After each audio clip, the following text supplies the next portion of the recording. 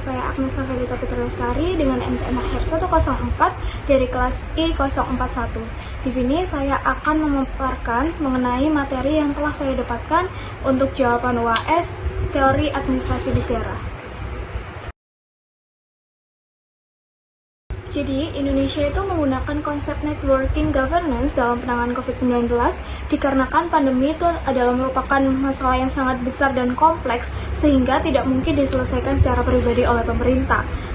COVID-19 itu bukan hanya perihal soal permasalahan kesehatan seperti pada umumnya, tetapi juga sebuah permasalahan yang sangat berdampak besar bagi sektor-sektor lain seperti sektor ekonomi, sosial, transportasi, pendidikan, hingga aktivitas masyarakat secara menyeluruh.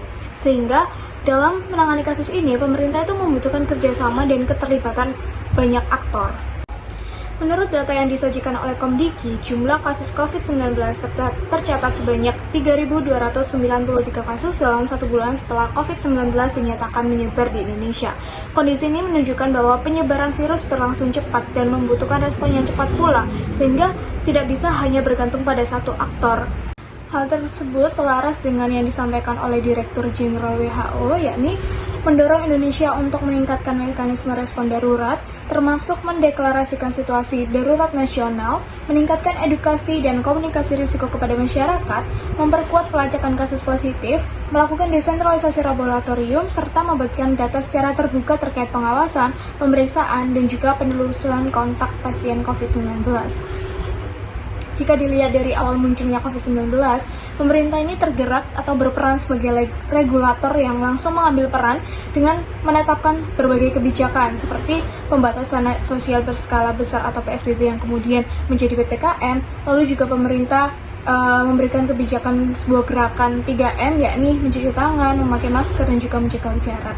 Nah, kebijakan-kebijakan yang dikeluarkan pemerintah ini tidak mungkin berjalan secara efektif jika tidak ada keterlibatan masyarakat, karena keberhasilan pemutusan rantai penyebaran COVID-19 ini bergantung kepada bagaimana masyarakat taat dan patuh terhadap kebijakan yang sudah dikeluarkan oleh pemerintah, sehingga dari hal tersebut menunjukkan bahwa peran masyarakat itu merupakan aktor penting dalam penanganan pandemi COVID-19. Selain masyarakat, juga ada keterlibatan dari aktor-aktor swasta seperti memberikan bantuan alat pelindung diri, alat tes COVID-19, tabung oksigen, hingga bantuan sembako. Seperti pada saat itu terdapat bantuan 1.000 tabung oksigen dan 1 juta vaksin oleh Sigroup. Ini perusahaan Shopee yang disalurkan melalui Kementerian Kesehatan. Lalu juga ada peran dari BNPB, yakni Bantuan Nasional Penanggulangan Bencana. Per tanggal 10 April 2020, tercatat sebanyak 18.830 relawan yang berpartisipasi dengan pemerintah. Sebanyak 3.423 diantaranya merupakan relawan medis dan tenaga kesehatan. Sehingga keterlibatan ini menunjukkan bahwa pemerintah tidak bisa bekerja secara pribadi atau secara sendiri gitu, tetapi juga bergantung kepada dukungan-dukungan dari aktor-aktor lain non-pemerintah seperti swasta ataupun bahkan ke masyarakat seperti itu untuk memenuhi kebutuhan penanganan pandemi. Dalam sektor lain, yakni BUMN farmasi turut berperan dalam memproduksi masker, lalu juga ada di sektor transportasi, yakni PT KAI dan KCI, membatasi perjalanan kereta api, di sektor pendidikan, membatasi pembelajaran, yakni pembelajaran dilakukan secara daring atau online. Lalu juga sektor swasta seperti Grab Indonesia dan Unilever Indonesia juga menerapkan kebijakan kerja dari rumah. Jika dilihat dari kronologisnya, pemerintah itu menetapkan pandemi COVID-19 sebagai bencana nasional pada 14 Maret 2020.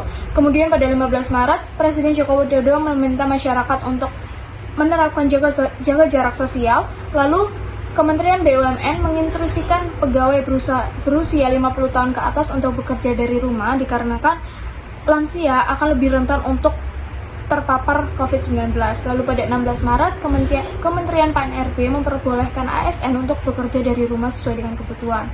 Pemerintah juga mengambil langkah strategis dengan mengimpor alat uji cepat COVID-19 guna meningkatkan kapasitas testing nasional. Selain kebijakan-kebijakan yang dikeluarkan oleh pemerintahan, pengendalian mobilitas juga dilakukan seperti pelarangan penerbangan dari Tiongkok atau dari negara-negara lain sejak 5 Februari.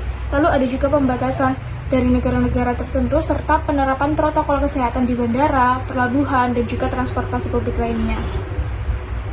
Pemerintah menyiapkan fasilitas kesehatan termasuk rumah sakit rujukan, rumah sakit darurat seperti Wisma Atlet, serta mengalihfungsikan beberapa bangunan menjadi fasilitas perawatan pasien COVID-19. Dan hal tersebut tentunya dibantu oleh aktor pemerintah seperti rumah sakit bersifat sementara yang disiapkan oleh Hotel Patra Comfort berkapasitas 52 tempat tidur yang diubah menjadi rumah sakit. Lalu ada juga rumah sakit Pertamina Jaya yang mempersiapkan bangunan lama sebagai tempat perawatan pasien berkapasitas 65 tempat tidur, dan juga Wisma Atlet pada 23 Maret 2020 sudah harus siap dipergunakan sebagai rumah sakit dengan kapasitas 1.000 sampai 2.000 pasien. Wisma Atlet dipersiapkan tepat waktu menjadi rumah sakit darurat Corona Wisma Atlet, dan pada 26/2020 dilaporkan sedang merawat 208 pasien dengan daya tampung sekitar 3.000 pasien. Namun, pada pelaksanaan pemutusan rantai COVID-19 ini, penerapan networking governance ini tidak lepas dari berbagai hambatan. Salah satu kritik utama adalah kurangnya keterbukaan informasi dari pemerintah, khususnya terkait data COVID-19. Hal ini menimbulkan ketidakpercayaan publik dan dinilai menghambat efektivitas kerjasama antar aktor. Lalu juga ada kebijakan yang tidak koheren, di mana perubahan dari kebijakan PSBB ke new normal hingga ke PPKM yang menunjukkan lemahnya koordinasi dalam jaringan kebijakan. Lalu hambatan yang lain adalah kebijakan yang dinilai belum sepenuhnya berbasis bukti ilmiah, serta belum adanya regulasi komprehensif terkait perkembangan ekonomi digital yang justru meningkat secara pandemi. Kondisi ini menunjukkan bahwa meskipun networking governance diperlukan dalam situasi krisis seperti COVID-19, implementasinya di Indonesia masih menghadapi tantangan dalam hal koordinasi, komunikasi, dan konsistensi kebijakan antar aktor. Berdasarkan pola keterlibatan aktor dan mekanisme pengambilan keputusan yang telah saya sampaikan tadi, bahwa dapat dinilai bahwa model networking governance yang diterapkan oleh Indonesia adalah model lead organization, yang dimana pemerintah pusat berperan sebagai aktor yang dominan dalam menentukan arah kebijakan, mengkoordinasi aktor lain, serta mengendalikan sumber daya utama. Aktor-aktor lain seperti pemerintah daerah, BUMN, sektor swasta, dan juga masyarakat tetap dilibatkan. Namun, perannya lebih kepada pelaksanaan dan dukungan terhadap kebijakan yang telah ditetapkan oleh pemerintah pusat. Dalam program yang dirancang oleh pemerintah Kota Surabaya, yaitu program Kader Surabaya Hebat atau yang disingkat oleh KSH, pemerintah Kota Surabaya itu membangun struktur aktor yang luas dan terintegrasi satu sama lain dalam penanganan stunting. Aktor utama dalam program ini meliputi pemerintah Kota Surabaya sebagai pengambil kebijakan, lalu ada perangkat daerah seperti Dinas Kesehatan, Dinas Lingkungan Hidup, Dinas Pemberdayaan Perempuan dan Perlindungan Anak, serta pengendalian penduduk dan keluarga berencana. Lalu ada Dinas Kependudukan dan Pencatatan Sipil, hingga aparat wilayah seperti camat dan lurah. Selain itu terdapat tim penggerak pemberdayaan kesejahteraan keluarga atau TPPKK di tingkat kecamatan dan kelurahan sebagai mitra pendukung. Kader Surabaya Hebat sendiri merupakan warga pelayan masyarakat yang sebagian besar berasal dari kelompok perempuan di tingkat RT dan RW, yang dipilih melalui proses verifikasi dan ditetapkan secara resmi melalui keputusan Wali Kota Surabaya. Para kader ini berperan atau bertugas langsung dalam pendataan balita stunting, pendampingan ibu hamil, edukasi gizi dan kesehatan, serta pemantauan kondisi kesehatan masyarakat di wilayahnya masing-masing. Nah, struktur aktor ini menunjukkan bahwa penanganan stunting di Surabaya itu tidak hanya menjadi tanggung jawab pemerintah, tetapi juga melibatkan partisipasi publik atau partisipasi aktif dari masyarakat. Lalu bagaimana hubungan program Kader Surabaya Hebat ini sudah mencerminkan penerapan paradigma New Public Governance? Jadi program Kader Surabaya Hebat ini sudah cukup mencerminkan penerapan paradigma New Governance, karena di mana penyelenggaraan pelayanan publik ini tidak hanya dilaksanakan secara terpusat oleh pemerintah pusat atau dilaksanakan secara hierarki, tetapi juga dilaksanakan melalui jejaring kolaboratif antar aktor. Dan pemerintah Kota Surabaya itu bukan berperan sebagai satu-satunya aktor yang melaksanakan kebijakan, tetapi justru berperan sebagai fasilitator dan koordinator jaringan yang menghubungkan berbagai aktor pemerintah dan juga non-pemerintah. Dalam praktiknya, kolaborasi tersebut terlihat dari keterlibatan aktif KSH sebagai aktor masyarakat yang menjadi ujung tombak pelaksanaan kebijakan. Lalu ada juga pemanfaatan aplikasi Sayang Warga yang dimana itu merupakan sebagai suatu sistem satu data yang memperkuat tata kelola berbasis jaringan karena memungkinkan pertukaran informasi secara real time antara kader di lapangan, puskesmas, dan juga pemerintah kota.